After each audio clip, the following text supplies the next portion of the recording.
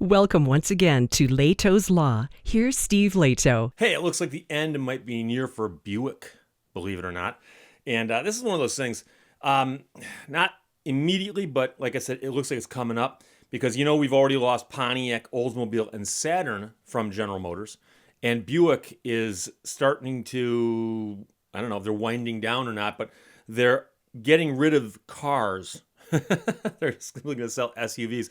And I know Ford's doing the same thing. A bunch of car companies are doing this, but Buick in particular is an interesting question. Extreme Tech is the one who wrote the article that I'm going to be citing the most often here. Donald passed this along to me. But sedans, cars, are out at Buick in the United States as it shifts to an all SUV lineup for 2020. The final sedan in the U.S. lineup, which is the Regal. They're going to sell off what's in stock and stop making it, apparently. So that includes the Buick Regal Tour X, which is the sporty style station wagon. And they say that Buick could end the year selling about 15,000 Regals, or one of every 14 Buicks sold in the U.S. Now, here's the thing. I don't know if you remember this or not, and guys my age and older will remember this, but there used to be this theory that as a man growing up and becoming more successful in life, you were supposed to progress through which types of cars you bought. So when you were a young man, you started out, you bought a Chevrolet. And if you got a little bit of success, then you'd move up to a Pontiac. And then once you'd made it there, you graduated to an Oldsmobile. And as you were seeing the end, the success, the pinnacle of your career, you'd move into a Buick. And then when you finally made it, you'd buy a Cadillac. And it's the dumbest theory ever. No one thought like that except for the people at General Motors. And as we know, the people at General Motors aren't always thinking straight. They've often had some wacky notions. And the whole idea that you'd go from brand to brand was idiotic for a couple reasons, not the least of which is that people actually have brand loyalty. Go find me a man who had a Chevrolet when he's 18 years old. There's a good chance he's going to think fondly of Chevrolet when he's 40. And the idea that no, he's gonna throw in the towel on Chevrolet and be in an Oldsmobile by then. No.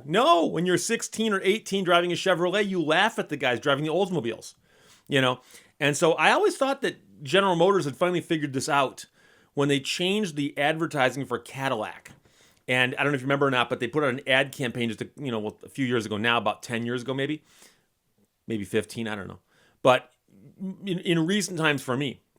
And the ad campaign used Led Zeppelin clips of the band Led Zeppelin, with some nice shots of a Cadillac ripping around. And I remember talking to older guys who go, I hate those ads. They've got that rock and roll in them.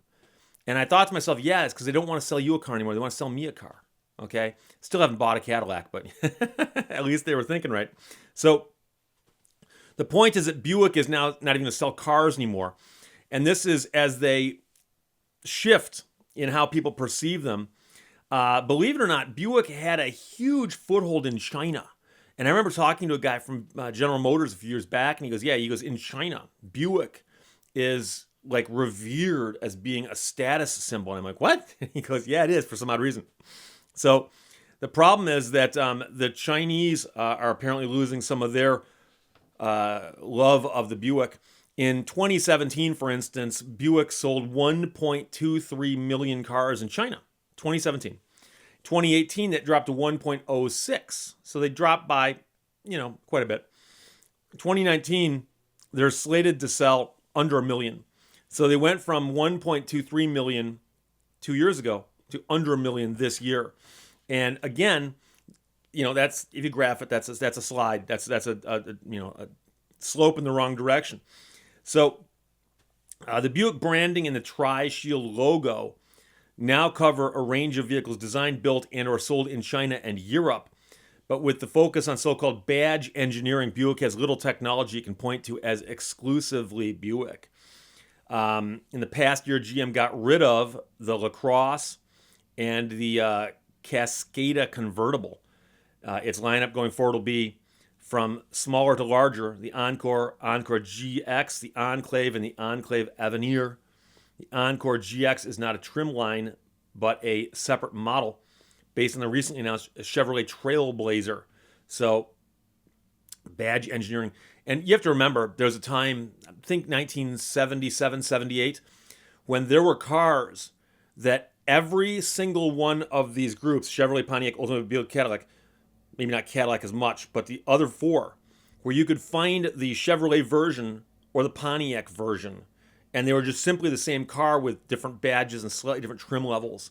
The Chevy Monza, for instance, I believe it was like the Pontiac Sunbird or something, and it was the Oldsmobile like Starfire. I don't remember the exact names, but there were cars that were available, exact same car, but you could call it a Chevrolet, a Pontiac, Oldsmobile, or Buick, and the only difference was some cost more and had slightly different or better trim. So, in case you're curious, Pontiac fell off the face of the planet in 2009. Oldsmobile disappeared in 2004, and Saturn also went away in 2009. Saturn, of course, was the new car company they started back in the 90s, and they had, great idea that they were going to start a new car company, and everything's going to be different. And, of course, that didn't last very long, and they went under. Saturn did. Don't forget, though, that there's also GMC, which is a General Motors division. They sell upscale SUVs and pickups. They outsell Buick by almost 3-1. I did not know that until I read this article. So, sedans are selling well for some automakers, but just not apparently Buick or Ford Among the top 10 sellers in 2018, there were 3 sedans: the Toyota Camry, the Honda Civic, and the Toyota Corolla, each of which sold at least 300,000 units. But again, you'll notice that none of those are American nameplates: Toyota, Honda, Toyota. The Hyundai Sonata is one of the leading contenders for some of the Car of the Year awards, even if it doesn't have the sex appeal of the 2020 Corvette. It's the 2020 Hyundai Sonata. Buick currently is in the middle of GM sales in the U.S. Through 3/4 of this year, Chevrolet is number one, 68% of the sales at 1.44 million units. GMC has sold 418,000 vehicles to date. That's 20% of their sales. And then it's a huge drop down to Buick at 157,000 units sold, or 7%. And Cadillac is at 115,000, or 5%. Now, Cadillac has fewer sales, but of course, Cadillac has a better name. If you were forced to keep either Buick or Cadillac, there's no question you'd keep Cadillac. But many people don't realize that Buick, of course, is an old, revered nameplate and was one of the original parts of General Motors. And so if you're familiar with the history of General Motors, in particular Flint, you know about how there was a place called Buick City. And Buick City was a huge manufacturing complex in Flint.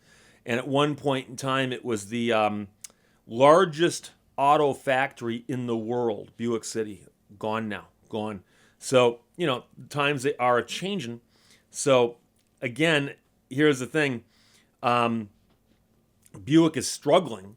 And you might recall that they've had an ad campaign recently where they focus on how things are different at Buick. And someone walks up to a car and goes, "This is my new Buick." And they go, "That's not a Buick."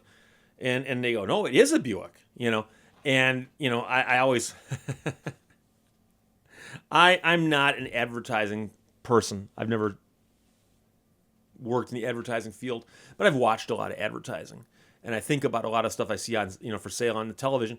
And I've always wondered about those ads that say, this isn't what you think it is, or we're not like we used to be. And inherent in that, underneath that, implicit in that, is the idea that we used to suck, but now we're okay. And I don't think that's ever a good message. Now, don't get me wrong. There are some brands out there where everyone knows they're bad. And if they improved, it would be a good thing. But do you really want to sell yourself by saying, "Hey, we've gotten better"? We used to be bad, but now we ripped you off in the past, but now we won't rip you off. Or our food used to poison you, but now it's actually edible. I mean, no. So, the thing about Buick, I think, is that many people, when they think of Buick, they still perceive it as a brand appealing to old people. And I've seen Buicks lately on the road, and they look okay. But a Buick car, a sedan, I don't think I've seen one that I'd want to own. in quite some time. Now, for the guys in the audience, and there are a few, Buick has a legacy of some very cool cars. The Buick Skylarks from the late 60s and early 70s, the Buick Rivieras in particular of the 60s, and like the Grand Nationals, again, very, very cool cars. So Buick does have some history of very, very cool cars. And they actually had some pretty cool hot rods, even during the muscle car era. But lately, no, not a whole lot. So Buick is apparently going to stop building cars, but keep building the SUVs. That is where a lot of the car companies are going nowadays, and we'll see. We'll see. But my concern is that Buick might join the ranks of your Pontiacs, your Oldsmobiles, your Saturns, and so on, and might just disappear somewhere down the road. So if that happens, it'll be a sad day, but it might be inevitable. Questions or comments, put them below. Otherwise, I'll talk to you later. Bye-bye. Thank you for watching Lehto's Law.